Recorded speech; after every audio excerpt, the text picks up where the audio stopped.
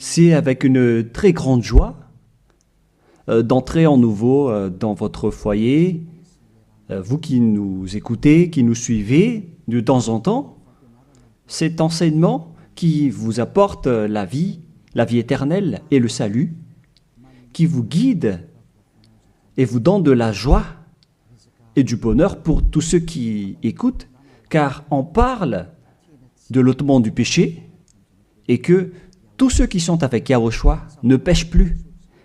C'est le bonheur exceptionnel et c'est la grande paix pour vous d'être à ses côtés.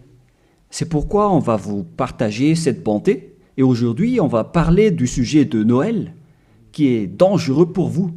Alors réfléchissez. Pour vous qui célébrez cela et qui pensent à le faire également, sachez que c'est un pire danger qui vous attend avec cela. Ça va vous faire jeter en enfer si vous continuez encore à le faire. Nous sommes donc arrivés au moment pour avancer à l'enseignement et avec la parole. Tout de suite, nous allons entrer dans le vif de l'enseignement. Concernant Noël, est-ce que l'événement de Noël respecte la loi de Dieu? Est-ce que c'est autorisé de le célébrer ou non? La réponse est directe. À la fois, ce schéma ne suit pas du tout la loi, c'est-à-dire la loi du Dieu d'Abraham, à travers son fils qu'il a envoyé également. C'est-à-dire que vous êtes des transgresseurs de la loi. Comme les diables et les satans, vous êtes dans les mêmes classes. Et après, vous irez en enfer, car les transgresseurs de loi sont des pécheurs, et les pécheurs n'iront jamais au ciel des cieux. Aujourd'hui, donc, nous allons voir toutes ces paroles. Premièrement, c'est interdit par la Sainte Écriture, selon 2 Corinthiens chapitre 5. Et vous pouvez lire directement si vous avez la Sainte Écriture avec vous. Et moi aussi, je vais lire de mon côté parce que nous avons la même Bible.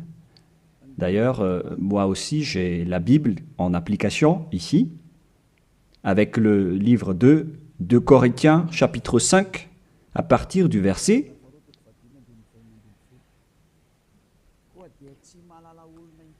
au verset 16. 2 Corinthiens, chapitre 5, verset 16. Aussi, désormais, nous ne connaissons plus personne selon la chair. Et si nous avons connu Yahushua selon la chair, à présent, nous ne le connaissons plus de cette manière. On ne doit plus alors le connaître ainsi.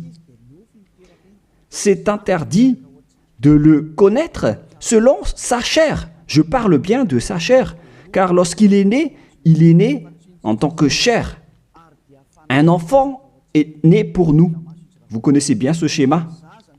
On parle d'un enfant et non pas d'un esprit. On n'a pas dit que c'est un esprit qui est né pour nous. Ce qui a été dit, c'est que c'est un enfant qui est né pour nous. Et la Sainte Écriture dit qu'il a vraiment pris la forme de la chair, que nous allons d'ailleurs lire dans le livre de l'Hébreu, et nous allons encore y revenir après. Mais nous allons lire d'abord Hébreu 2, 11.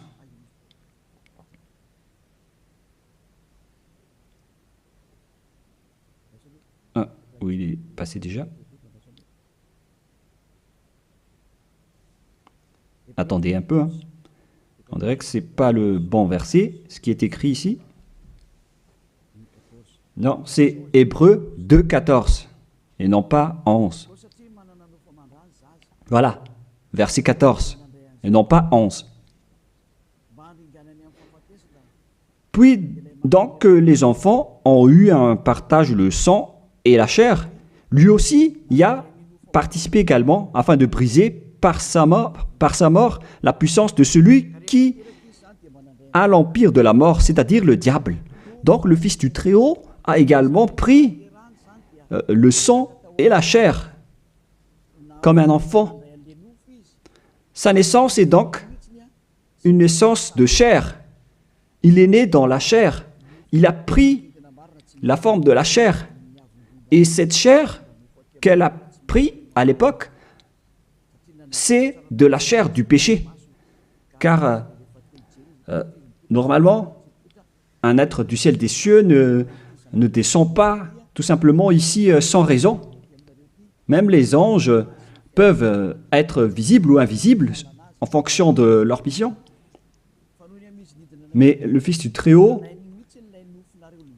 qui ne devait pas venir ici, il a sa forme spéciale venant du ciel des cieux, mais puisqu'il devait venir ici, donc il a dû prendre la chair humaine qu'il a vêtue en tant que chair de péché. C'est-à-dire que la chair de Yahushua, c'était de la chair de péché, où il y a plein de péchés. Il n'est pas un péché, mais c'est la chair qu'il a vêtue qui est la chair de péché. Donc si on regarde la chair qu'il a vêtue, on voit vraiment que c'est de la chair du péché. Et nous allons d'ailleurs voir la parole de Dieu à ce sujet. Nous allons encore lire ce verset avant de revenir à la première. Donc, Romains, chapitre 8, au verset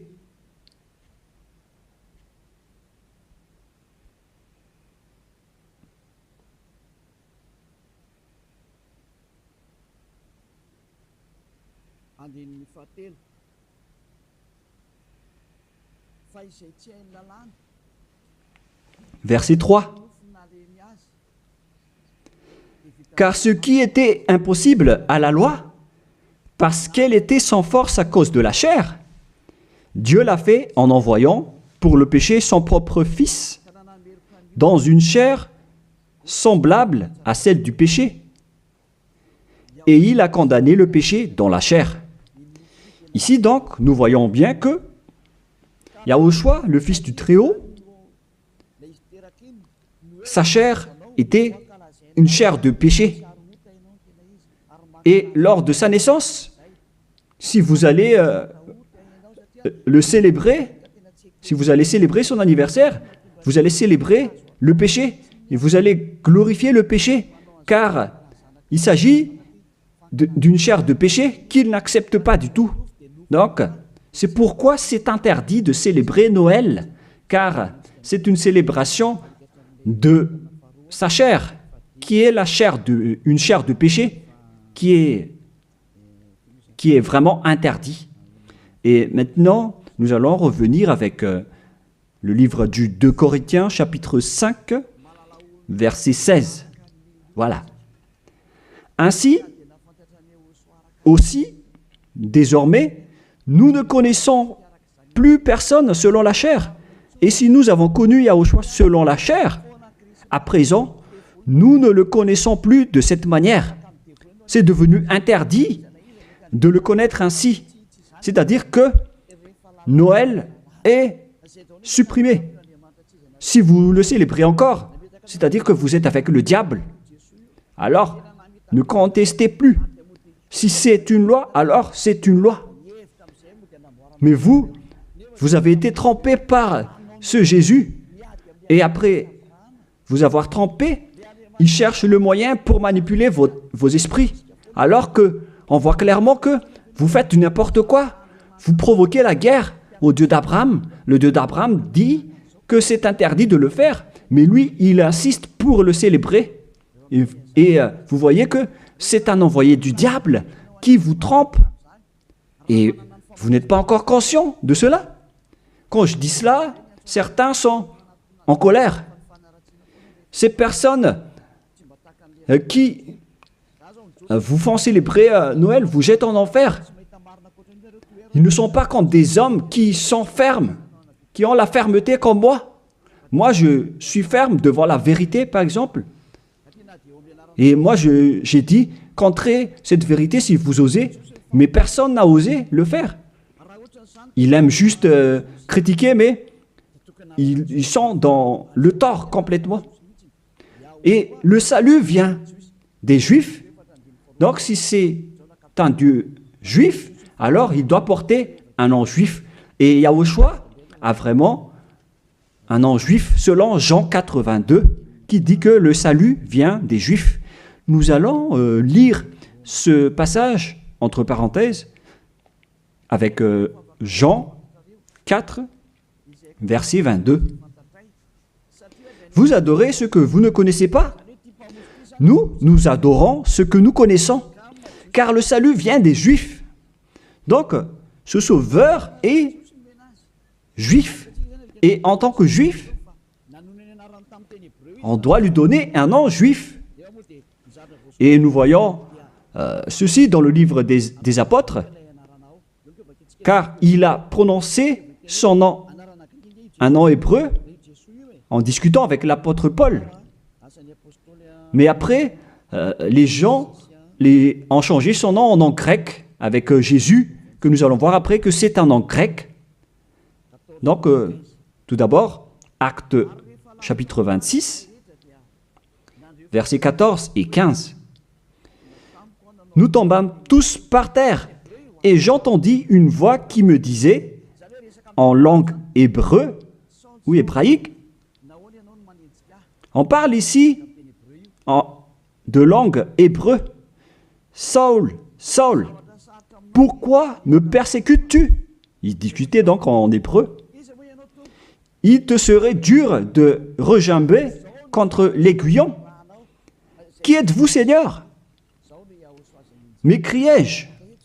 Et le Seigneur dit, je suis Yahushua que tu persécutes. Ici donc, la discussion entre le Fils de Dieu et l'apôtre Paul se faisait en langue hébreu. Et donc, lorsqu'ils vont prononcer le nom, est-ce qu'il est possible qu'ils vont prononcer le nom en malgache? Je vous pose la question. Parce que Jésus ou Jesus, c'est une langue française ou malgache. Parce que le nom d'origine devait être le nom hébreu, comme les anges ont annoncé à Maria. C'est un nom hébreu. Et en tant que nom hébreu, on ne doit pas changer ce nom. Nous allons d'abord parler de ça en petite parenthèse, en vous disant que vous avez déjà été frappé depuis le nom. Vous avez eu des faux noms.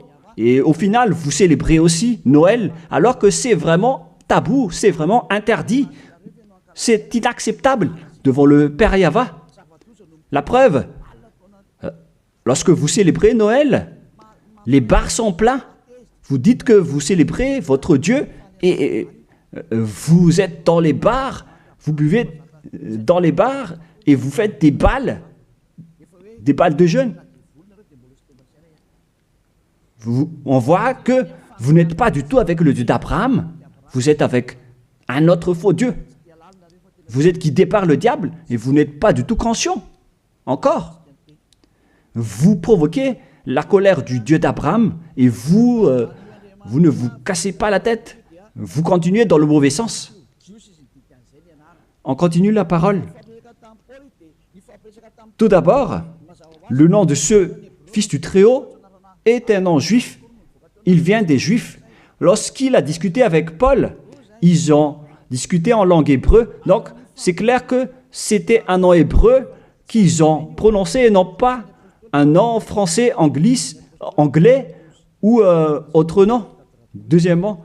Et troisièmement, on ne doit pas changer ce nom selon Actes des Apôtres 4.12. Il ne faut pas changer ce nom. Et vous étiez déjà frappés depuis cette époque. Mais ceux qui font la grosse tête et qui ne se soucient pas, alors tant pis pour eux. Acte 4.12. Et le salut n'est en aucun autre, car il n'y a pas sous le ciel un autre nom qui est donné aux hommes par lequel nous devions être sauvés.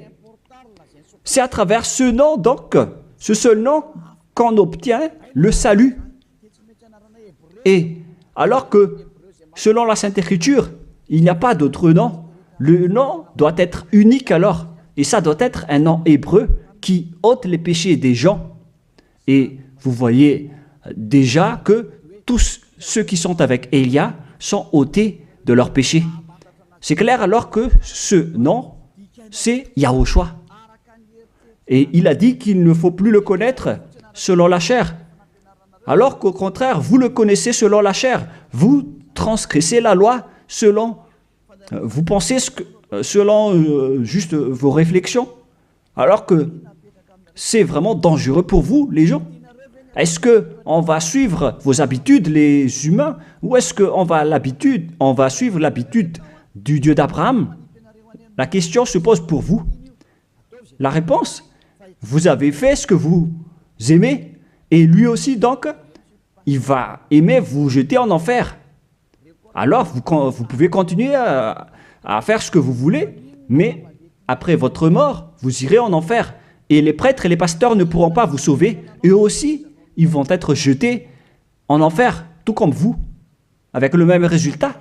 Mais pourquoi vous n'écoutez pas cette vérité? Ou bien vous aimez juste critiquer ou contrer? Réfléchissez tous.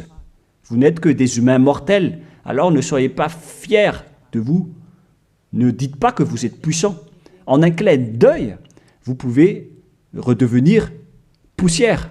Et vous allez être jugé par le propriétaire de cette parole, qui est le Dieu d'Abraham. Et c'est ce Noël lui-même qui va vous condamner. Nous allons lire maintenant que ce Jésus, c'est un nom grec. Nous allons lire directement sur Wikipédia. Vous pouvez afficher directement. Nous voyons donc ici que Jésus, en grec, Jésus, voilà. Et ce terme Jésus vient donc d'un terme grec venant du terme Jésus. Et je vais vous enseigner l'origine du terme Jésus, parce qu'il y en a qui traduisent bêtement en disant que c'est Yahushua, Yeshua, qui ne sont que tous des faux noms. Mais selon le nom hébreu, son nom c'est Yahushua. Et vous ne devez jamais, en aucun cas, le changer en Jésus. On ne doit pas exploiter un nom propre comme cela pour dire qu'on va le changer comme ceci, comme cela. C'est le diable qui fait cela. On ne change pas un nom propre. Et je vais entrer en détail sur ce sujet, sur l'origine du nom Jésus, car ici on dit que c'est un nom grec. Où est donc l'origine de ce terme Jésus? Nous allons donc expliquer à travers cet enseignement. Vous pouvez afficher directement. Donc, le nom du Dieu grec, c'est Zeus. Zeus. Et lorsqu'il invoque le nom de Zeus, il l'appelle Sus. Ce Zeus, donc, se lit Sus, en vérité. Et ce Sus, lorsqu'on lui donne du respect à leur Dieu, il rajoute un Yé devant, comme avec les Allemands qui rajoutent un L, comme L Hitler. Le L, c'est un signe de respect. Et ici, donc, pour les Grecs, pour respecter leur Dieu, ils rajoutent un Yé devant le nom, et après, ils écrivent le Jésus, Jésus, que nous avons vu tout à l'heure. Et c'est ce terme Jésus que les catholiques romains ont traduit en Jésus. Jésus. Jésus. Donc c'est devenu un petit Z par là. Et le Jésus s'est transformé en Yes. Yes. Et le Yes s'est transformé en Jésus, etc. Nous allons aussi suivre ce schéma à partir de Jésus. Et ils ont changé le U en J. Pour certains, ils ont changé en J. Voilà. Et ça donne Jésus. Et du coup, ça donne aussi Jésus ou Jesus, c'est-à-dire Jésus. Voilà donc la structuration de ce terme. Ce Dieu-là, alors, c'est bien un Dieu grec. Ça n'a rien à voir avec l'hébreu. Vous voyez que c'est vraiment une grande tromperie que les gens ont fait jusqu'à maintenant. Vous adorez le Dieu grec. Et surtout, avec le sujet du 25 décembre, je vais entrer tout de suite là-dedans, car je veux dire que c'était depuis ce roi diabolique, à l'époque, qu'on a célébré donc cette date du 25 décembre, en célébrant aussi le dieu Zeus olympien, qui a inventé d'ailleurs les Jeux olympiques. Il a inventé les jeux des personnes nues qui se courent après et qui font des luttes. C'est Zeus qui a enseigné cela avec le roi Antiochus Épiphane également. Et donc Zeus était également avec lui. Nous allons donc lire ce passage dans la Bible, dans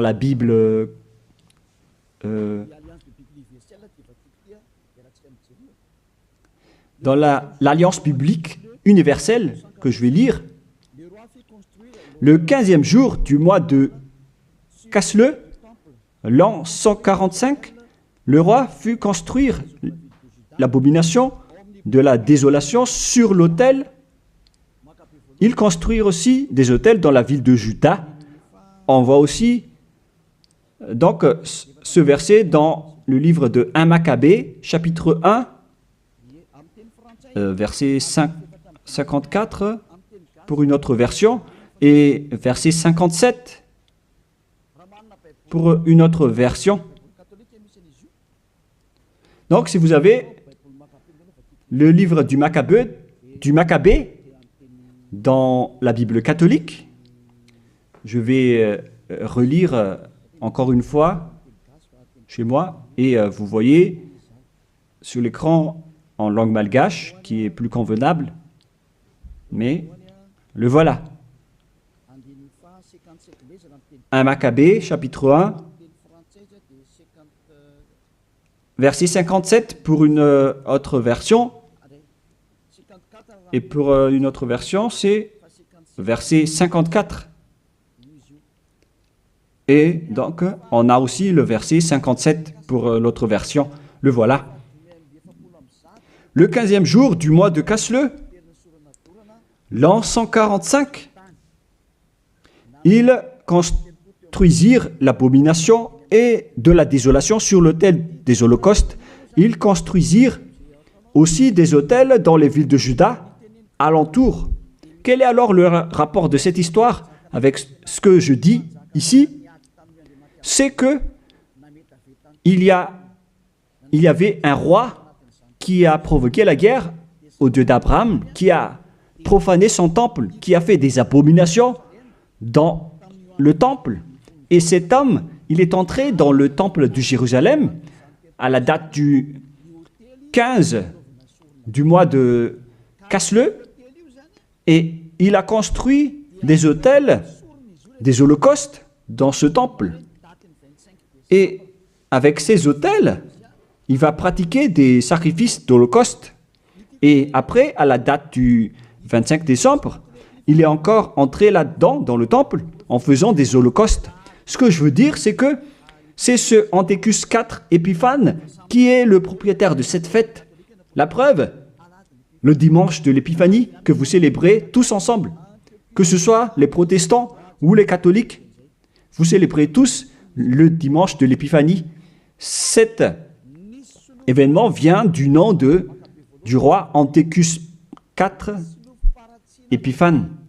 Dans le 1 Maccabée, chapitre 1, verset 11, de ces rois sortit une racine d'iniquité. On parle ici d'un roi grec, Antiochus Épiphane, fils du roi Antiochus, qui avait été à Rome comme otage. Donc, selon ce schéma, ce Antiochus IV, Épiphane, c'est un roi grec. Et ce roi est entré dans le temple. Et lors du 14e jour déjà, où on va préciser, pour ne pas faire une erreur, nous allons bien préciser, car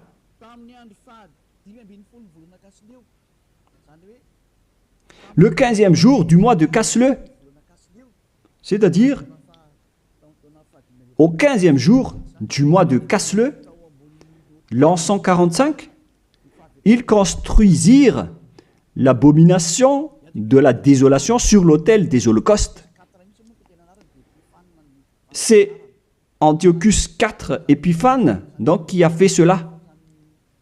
Antiochus IV veut dire qu'il est au 4e rang, des rois plutôt. Mais on lui distingue avec le nom d'Épiphane, avec le dimanche de l'Épiphanie que vous célébrez. C'est-à-dire que cette fête appartient à Antiochus IV Épiphane. Voilà ce que ça veut dire. Et nous allons lire un peu après.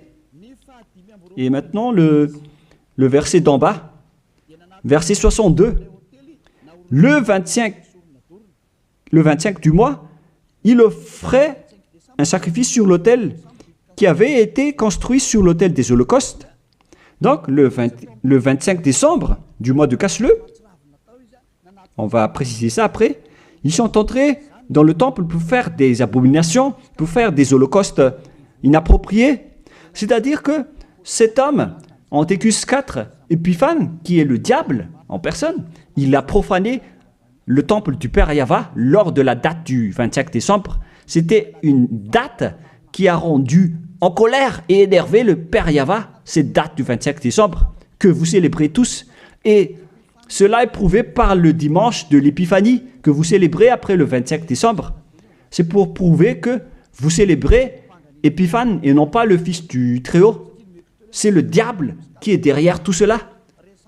Et vous êtes jugés par ce dimanche de l'Épiphanie qui parle de la fête d'Épiphane.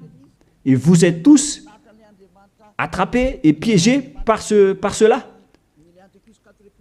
Vous avez rendu en colère le vrai Dieu en rendant gloire au diable d'Antiochus IV Épiphane, car c'est lui qu'on célèbre à ce sujet. Nous allons lire ce passage et merci de bien préciser dans votre livre, car il y a une explication de ceci dans 1 Maccabée, chapitre 1, verset 54 dans une autre version, et 57 ou 59, et verset 62. Le 25e du mois, ils offraient un sacrifice sur l'autel païen qui avait été construit sur l'autel du temple des holocaustes.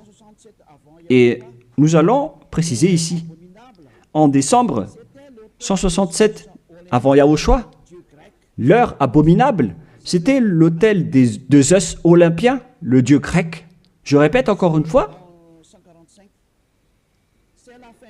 Kislev en l'an 145, c'est la fin décembre 167 avant Yahushua. L'heure abominable, c'est l'autel de Zeus olympien, dieu grec. C'est ce qu'on veut transmettre ici, donc, c'est que on a vraiment fait entrer le dieu grec dans le temple. Et c'est bien Zeus qu'ils ont fait entrer dedans. C'est ce que je vous ai dit tout à l'heure, que c'est lui qui est appelé aussi Sus, ce dieu grec.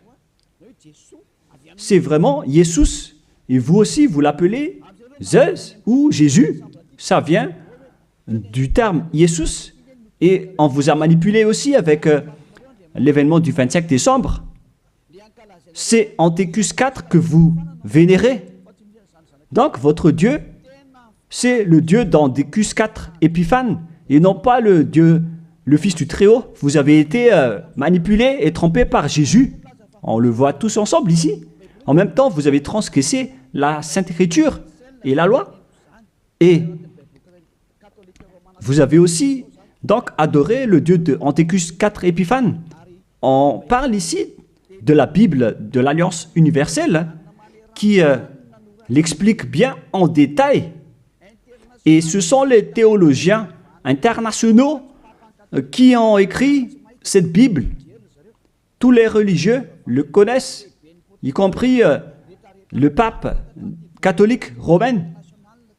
Tous les chefs religieux connaissent aussi ce livre, car c'est un livre international que personne ne peut contester. Et c'est ça ce qui était écrit là-dedans. Ce n'est pas aujourd'hui qu'on le voit, mais c'était depuis bien longtemps que ça a été écrit là-dedans. Ce qui veut dire, alors qu'ils ont fait de l'abomination, de la profanation dans le temple de Jérusalem lors de la date du 25 décembre. Et maintenant, nous allons voir que cette date du 25 décembre était le jour où Antiochus IV a profané le temple, tout en célébrant également son anniversaire, en profanant le temple de Jérusalem et en provoquant la colère du Père Yahva. Et c'était lors de la date du 25 décembre. Nous allons également lire la parole concernée à ce sujet. Vous pouvez aussi suivre. Le 25e jour du mois, c'était le jour de chaque mois où l'on fêtait la naissance du roi. Je répète encore une fois, le 25e jour du mois, que j'ai déjà dit tout à l'heure, dans le verset 59 ou 62, c'était le jour où chaque mois on fêtait la naissance du roi. Ça veut dire que la date du 25 décembre, c'est la date de célébration de l'anniversaire de naissance de Antiochus IV Épiphane. Et j'ai failli oublier de vous dire que le mois de Casle veut dire vers la fin de décembre 167. Le mois de Casle et le mois de décembre sont donc vraiment similaires. Et donc, ils sont entrés le 15 décembre dans le temple. Et le centre de la fête, c'était le 25 décembre, l'anniversaire de Antiochus IV Épiphane. Et ce qui a rendu vraiment gravement en colère le Père Yahva, c'est suite à l'entrée du dieu grec Zeus dans le temple également, lors de cette date, ils ont apporté des holocaustes pour Zeus à la date du 25 décembre dans le temple du Père Yahva. Ils ont osé faire entrer des holocaustes abominables pour Zeus dans le temple du Père Yahva lors de la date du 25 décembre. Et cette date, c'était la date de la célébration de l'anniversaire de ce roi, et non pas celui du fils du Très-Haut. Vous avez tous été trempés. C'était l'anniversaire de naissance de Antiochus IV Épiphane. La preuve, vous célébrez le dimanche de l'Épiphanie, 2 semaines à peu près, la date du 25 décembre. Moi, je ne connais pas ça parce que je ne le célèbre pas, mais ça existe vraiment. Expliquez-moi alors, qu'est-ce que ça veut dire le dimanche de l'Épiphanie? Parce qu'il n'y a qu'un seul nom dans la Sainte Écriture, et c'est le nom de Antiochus IV Épiphane. C'est clair alors que si vous célébrez le dimanche de l'Épiphanie, c'est que vous avez célébré l'anniversaire d'Antiochus IV Épiphane, qui a Zeus comme Dieu, que vous avez changé en Jésus après. Donc, vous avez célébré l'anniversaire de Antiochus IV Épiphane d'abord, et non pas celui du Fils du Très-Haut. Et à la fin, vous clôturez la fête avec le dimanche de l'Épiphanie. Vous célébrez tous cette date. Et maintenant, vous n'allez pas être encore conscient. Et vous allez encore duper les gens, vous les religieux. Vous avez vu la grosse erreur de ces religieux. Et pourquoi vous n'êtes pas encore conscient? de ce système religieux qui n'est plus correct. C'est carrément déjà détruit. C'est le diable qui vous manipule. Ils ont changé jusqu'au vrai nom de ce Dieu. Tout ça vous dit que vous n'êtes pas du tout avec le Dieu d'Abraham. Ça n'existe pas. Enlevez ça de votre tête. Si vous étiez déjà avec le Dieu d'Abraham, vous auriez déjà dû être ôté de vos péchés, comme ceux qui sont avec Élia. Mais c'est pourquoi les gens détestent Élia, car Élia attire les gens pour être ôtés de leurs péchés. Et les autres sont en colère, car leur liberté sont empêchées.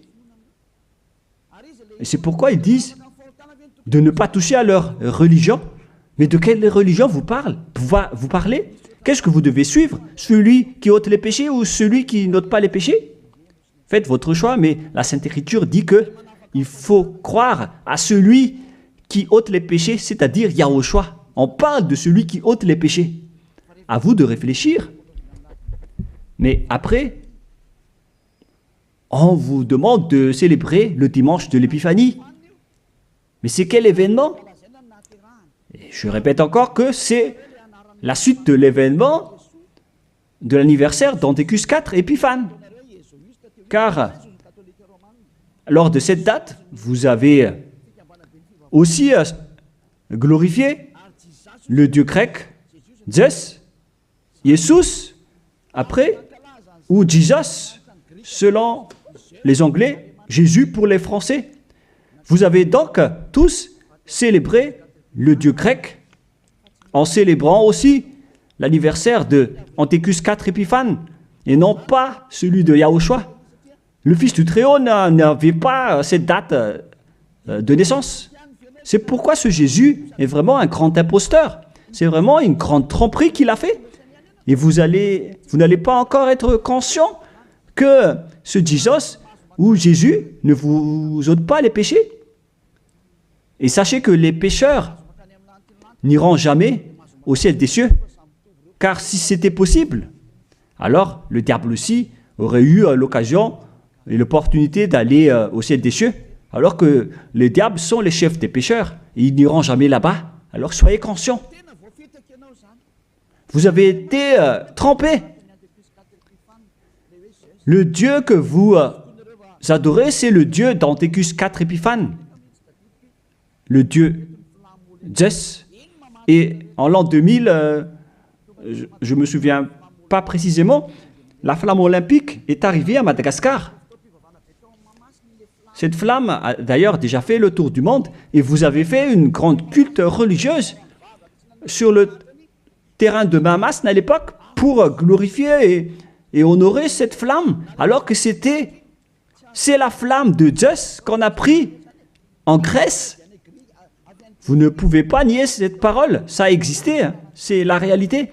Vous avez pris cette flamme en Grèce sur le mont Olympe qui a le feu qui ne s'éteint pas jusqu'à aujourd'hui. Il parle de la présence de Zeus. On a pris cette flamme là-bas et on l'a amenée à Madagascar. Et toutes les églises, les protestants, les catholiques, ainsi que les petites églises, se sont réunis pour faire une culte de prière ensemble à ce moment-là. Mais moi, j'ai dit que vous faites n'importe quoi. C'est une erreur que vous faites. Et tout le monde a reculé après. Et ils ne l'ont plus osé le faire. Peut-être qu'ils l'ont refait, mais ils l'ont fait discrètement. Parce qu'ils connaissent déjà que l'ambassadeur de Yahushua va encore se lever pour blâmer et pour critiquer. Mais cela prouve que cette flamme vient du mont Olympe, le montagne de feu.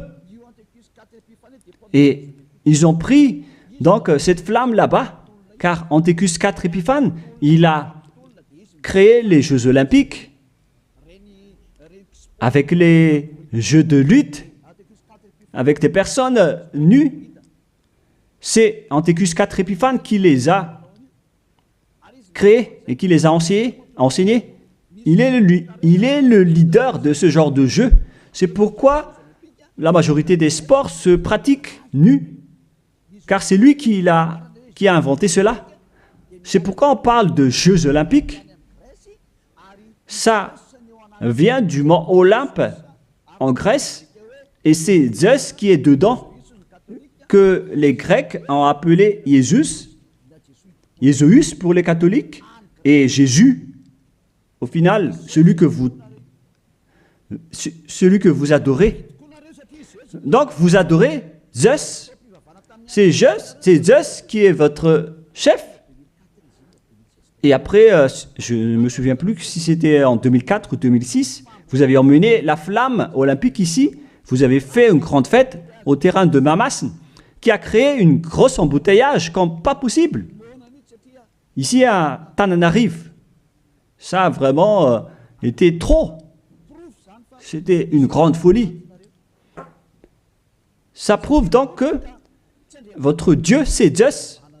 Car s'il n'était pas votre Dieu, alors vous n'aurez pas dû faire de la prière ensemble avec cette flamme olympique.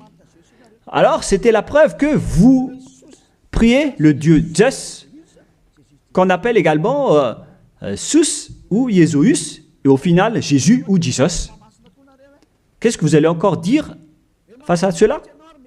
Alors, osez dire que on n'a pas fait une culte, on n'a jamais fait de culte à Mamas, en disant que j'invente tout ça. Bah, là, c'est trop de mensonges si vous osez encore dire cela. Parce que là, on parle vraiment de la flamme olympique qui vient du mont Olympe en Grèce. Et ensuite, le Dieu qui est propriétaire de cette flamme, il s'appelle Zeus, que vous appelez aussi Jesus ou Jésus, avec les autres appellations que j'ai déjà expliquées. Et l'homme qui l'a vénéré, c'est Antiochus IV Épiphane. Ils sont dans le même camp. Alors que vous, les religieux et vos fidèles, vous avez prié ensemble avec cette flamme olympique. C'est-à-dire que vous avez le Dieu, vous avez comme Dieu le Dieu grec jusqu'à la fin. Alors, restez toujours là-dedans et vous allez voir. Vous célébrez déjà l'anniversaire de Antiochus IV Épiphane et non pas la naissance du Fils de Dieu. Et la dernière preuve, c'est le dimanche de l'Épiphanie. Qu'en est-il du dimanche de l'Épiphanie que vous célébrez? Le dimanche de l'Épiphanie, c'est la clôture de la fête. Ça a commencé le 15 décembre. Le centre de la fête, c'est le 25 décembre, l'anniversaire d'Antiochus IV Épiphane. Et il clôturait la fête avec le dimanche de l'Épiphanie. Lorsque un roi fait la fête, ça dure en moyenne 1 mois ou un peu plus, ou un peu moins, mais ça peut être plus. Donc, ils ont commencé le 15 décembre, le centre de la fête se déroulait le 25 décembre, et après ils ont terminé avec le dimanche de l'Épiphanie. C'était donc vraiment l'événement de la fête de Antiochus IV Épiphane. Est-ce que vous allez encore contester cela? Soyez conscients que ce Jésus n'est pas un vrai Dieu. Il vous rend pécheur. Il vous tend toujours des pièges. Vous entrez encore dans des pièges. Surtout avec ceux qui suivent les pays qui adorent ce Jésus. Il les frappe vraiment, il les punit. Il les punit vraiment comme ce qui se passe ici à Madagascar, avec les faux chrétiens. C'est vraiment incorrect ce que vous faites, et vous êtes tous en train d'être jetés en enfer par ce Jésus. Si vous n'êtes pas encore conscient, tant pis pour vous, mais si vous voulez être sauvé, rapprochez-vous de Élia. Si vous voulez être libéré, alors suivez Élia. Suivez-moi et vous allez être libre. Et vous irez au ciel des cieux. L'objectif, c'est de ne plus jamais pécher. Mais hélas, vous ne pouvez pas entrer dans ce chemin car vous êtes des pécheurs. Selon Apocalypse 21-27, et les impurs et les souillés n'y entreront jamais. dans Apocalypse et on regarde tous à travers l'écran. Pour vous qui pleurez à rester pécheurs, voilà la réponse pour vous dans Apocalypse 21-27. Ça ne marche pas? Bon, il faut réparer rapidement alors.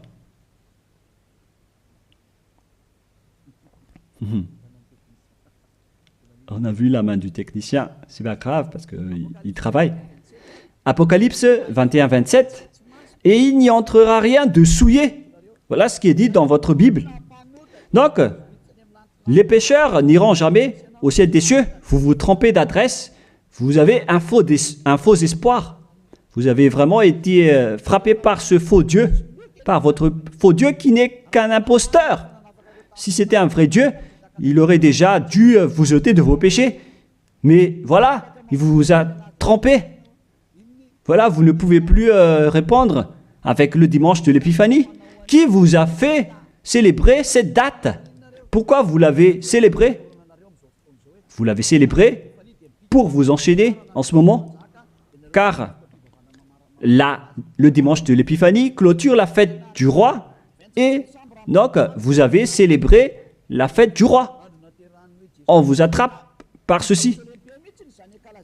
Vous dites que le 25 décembre, c'est la date de naissance de Jésus, alors que vous adorez Zeus, le dieu grec, le dieu d'Anthécus 4 Épiphanes, et en même temps, vous célébrez l'anniversaire d'Anthécus 4 Épiphanes, tout en adorant le dieu Zeus olympien.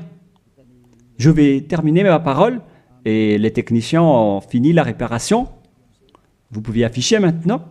Apocalypse 21-27.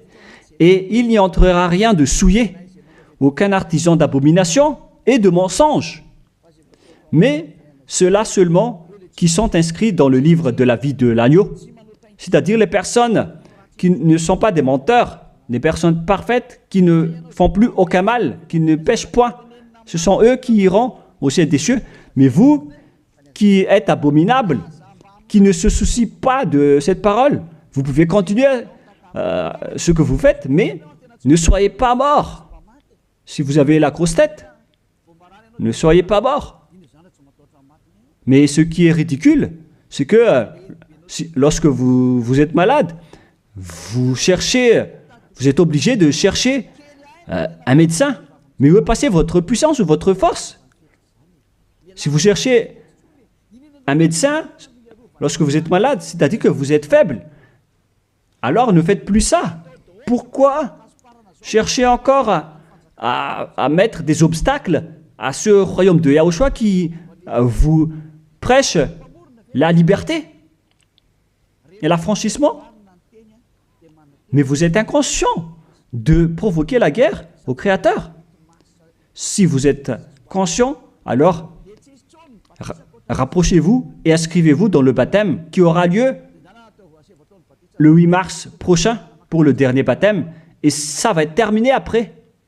Vous pouvez encore faire des baptêmes avec les religieux qui sont pécheurs, mais lorsque les pécheurs baptisent d'autres pécheurs, le résultat c'est encore un pire pécheur. Un pire pécheur. Alors, soyez conscients. Nous allons donc lire pour terminer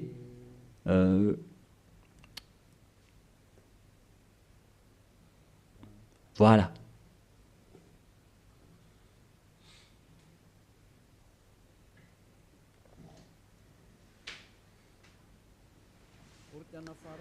De Corinthiens,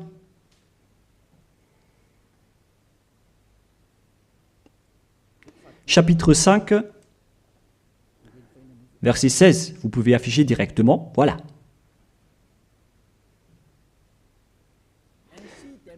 Ainsi, dès maintenant, aussi désormais, ça fait depuis cette époque qu'on a précisé que désormais, mais ça continue jusqu'à aujourd'hui, nous ne connaissons plus personne selon la chair. Et si nous avons connu Yahushua selon la chair, Parce qu'il était né en tant que personne charnelle. Maintenant, nous ne le connaissons plus de cette manière, à présent. La chair est supprimée car c'était une chair de péché. Selon ce que je vous ai enseigné dans Romains 8.3, on parle de chair de péché. Donc, si vous allez célébrer cela avec sa naissance, vous allez donc célébrer du péché. Voilà donc la loi. C'est devenu une interdiction totale pour ceux qui servent le Dieu d'Abraham. Comme moi, Élia, je sers le Dieu d'Abraham. Vous l'appelez Dieu d'Abraham, vous les humains, mais pour nous, c'est le Dieu du ciel des cieux. Il s'appelle Yahweh, notre cher Père. Lorsque vous le servez, vous ne devez plus entrer dans ce schéma. Vous dégagez directement, vous vous rapprochez de Élia et vous inscrivez votre nom dans le baptême rapidement pour éviter la mort, au cas où vous allez mourir après. Mais les gens qui font du cinéma, qui font juste semblant d'être avec le Dieu d'Abraham, si vous n'êtes pas avec le Dieu d'Abraham, vous n'allez pas être avec Élia.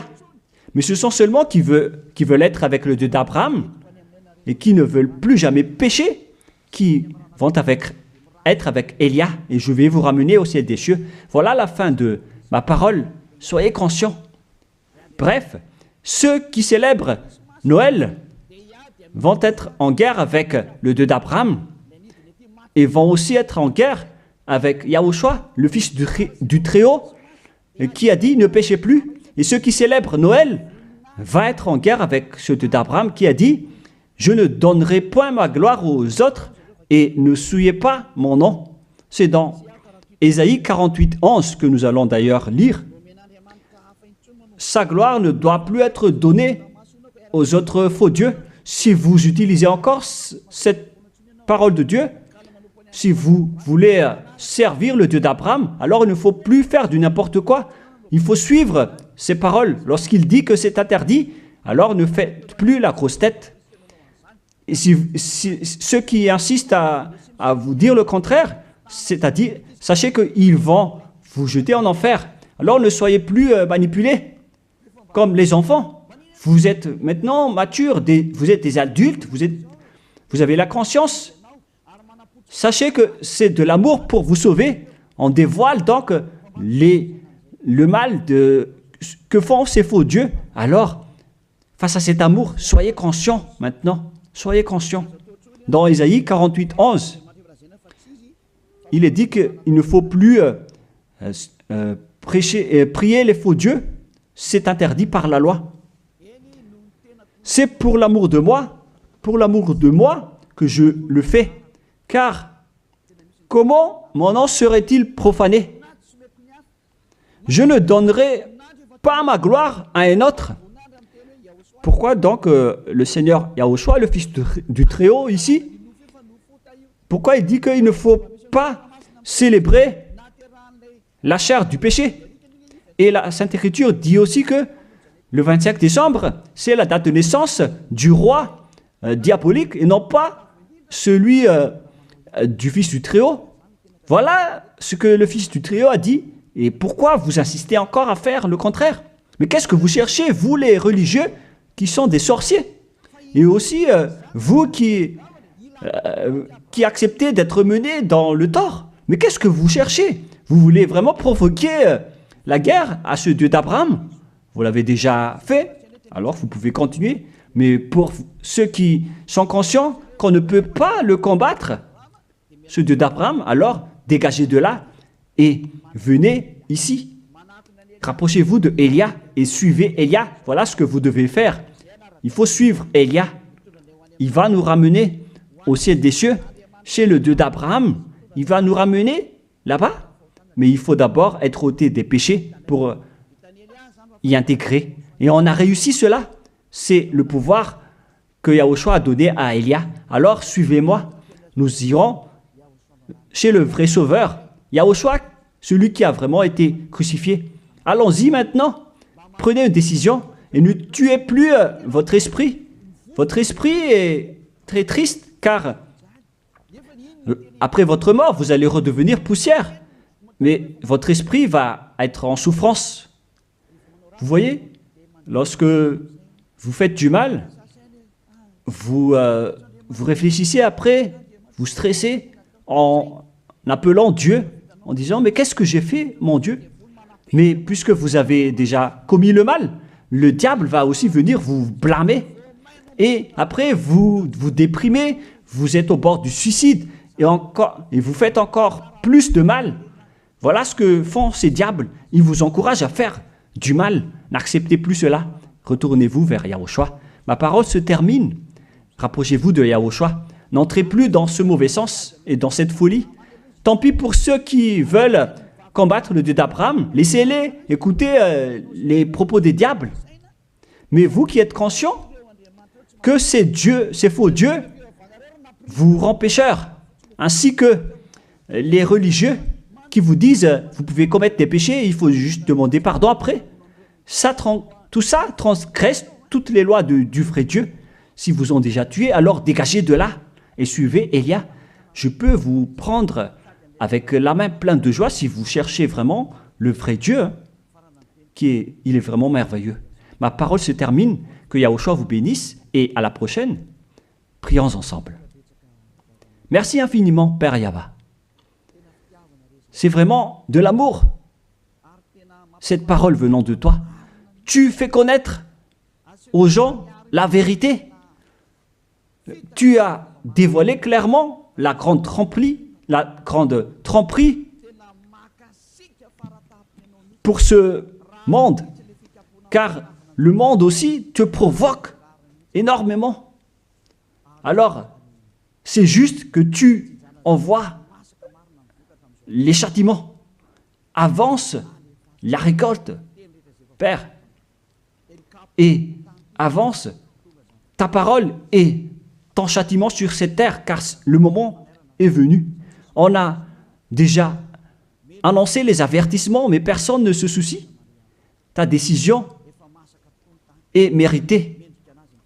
Père Yahva, il mérite d'être châtié. Il ne s'agit pas d'une récolte pour le ciel des cieux, mais un châtiment d'après ce qu'ils ont fait. C'est le jour de la vengeance, Père. Mais tous ceux qui veulent fuir ce danger, Père, qu'ils sortent de là et qu'ils se rapprochent de Élia, car je vais les ramener auprès de toi, Père Yahva et Yahushua. Faites en sorte qu'ils me trouvent, même s'ils sont à l'extrémité de la terre. Faites en sorte qu'ils se tournent vers Élia. Je suis déjà là. Tu m'as déjà envoyé pour les envoyer vers toi, pour les regrouper, pour les ramener vers toi. Gloire à toi, Père Yahva. Gloire à toi, Yahushua. Bénis alors cette parole pour qu'elle touche le cœur de chacun, pour qu'il sache que c'est le salut, mais pas un jeu. Merci, Père Yahva. Au nom de toi, Yahushua, je fais toutes ces prières. Alléluia. Amen. Merci à tous d'avoir suivi la parole et l'enseignement. Au revoir. Au revoir tout le monde.